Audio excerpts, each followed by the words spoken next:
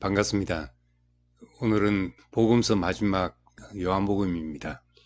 요한복음은 앞에 세 복음서와 관점이 아주 다릅니다. 앞에 세 복음서 마태, 마가, 누가복음을 공통된 관점을 가졌다고 해서 공관복음이라고 부르고 요한복음을 따로 제4복음서라고 부릅니다. 요한계시록 4장에 보면 보좌 주위에 네 생물이 나옵니다. 그 첫째 생물은 사자와 같고 그 둘째 생물은 송아지 같고 그 셋째 생물은 얼굴이 사람 같고 그 넷째 생물은 날아가는 독수리 같다 하였습니다. 그런데 네 개의 복음서를 생물로 비유하자면 계시록에 나오는 네 생물과 순서까지 일치합니다. 사자는 유다 지파의 사자인 예수, 왕적인 복음인 마태복음에 적합하고 무거운 짐을 지는 짐승인 소는 종의 복음인 마가복음에 어울립니다.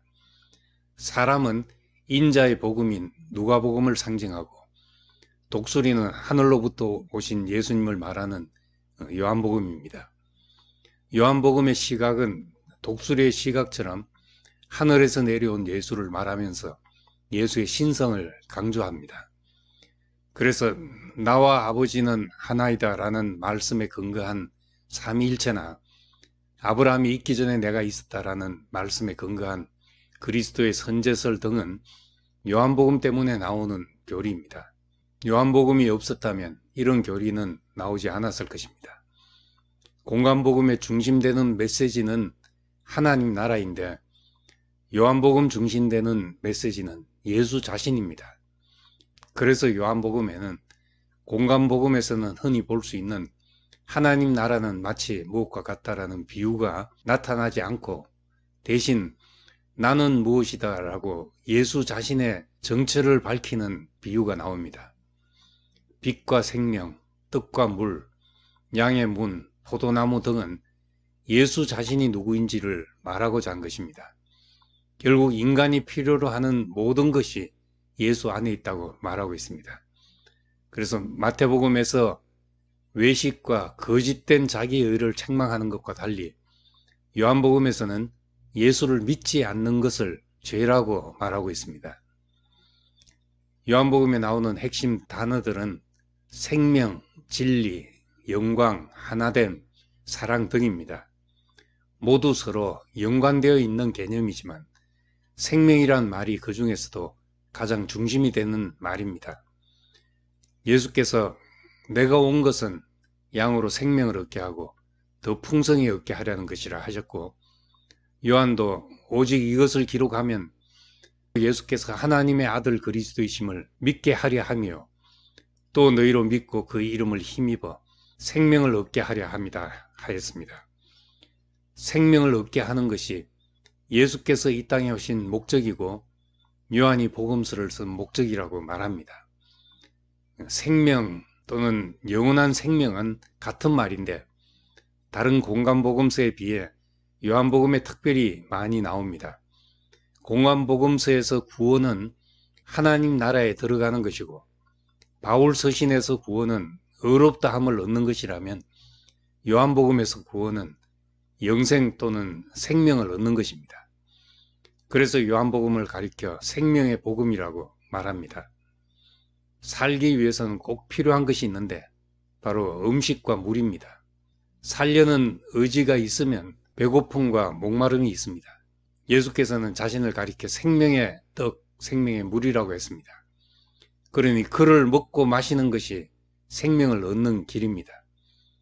요한복음은 1장 1절부터 창세기를 밑그림으로 하고 있습니다.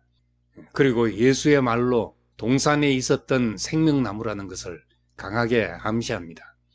동산에서 살기 위해서는 생명나무 열매를 먹어야 했듯이 생명을 얻기 위해서는 예수 자신을 먹어야 했습니다. 하지만 사람들은 예수를 먹을 수 없었습니다.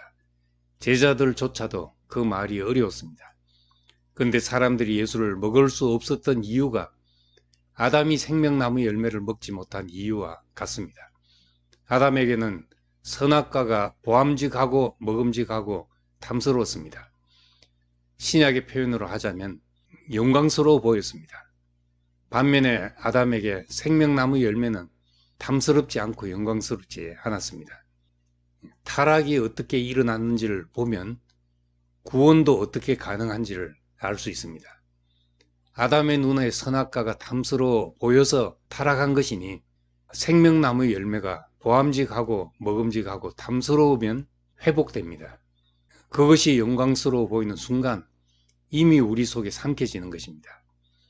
그래서 예수께서는 자신을 사람들에게 줘서 먹게 하기 위해 영광스러워져야 했습니다. 아들을 영화롭게 하사 아들로 아버지를 영화롭게 하옵소서. 아버지여, 창세전에 내가 아버지와 함께 가졌던 영화로서 지금도 아버지와 함께 나를 영화롭게 하옵소서 하였습니다. 이 기도를 하시고 고난과 죽음의 길로 가셨습니다. 예수께서 영화롭게 되는 그 길이 바로 십자가였습니다. 예수 안에 있는 영광이 우리에게 보이면 그를 영접하게 되고 그를 먹고 마시며 그와 하나가 됩니다. 그래서 예수님은 이렇게 기도했습니다. 아버지께서 내 안에 내가 아버지 안에 있는 것 같이 그들도 다 하나가 되어 우리 안에 있게 하사 세상으로 아버지께서 나를 보내신 것을 믿게 하옵소서. 내게 주신 영광을 내가 그들에게 주었사오니 이는 우리가 하나 된 것 같이 그들도 하나 되게 하려 함입니다. 이것을 가능하게 하는 것이 성령입니다. 성령은 예수의 영이고 그 영광을 알게 하는 영입니다. 복음서 중 유일하게 요한복음만이 성령으로 거듭나야 하나님 나라에 들어갈 수 있다고 강조했습니다. 생명 주는 것은 영이지 육은 무익하다고 말씀합니다.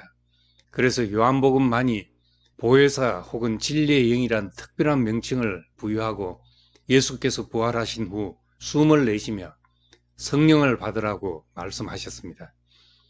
이것은 흙으로 사람을 지으시고 그 코에 생기를 불어넣으신 하나님의 창조를 떠올리게 합니다.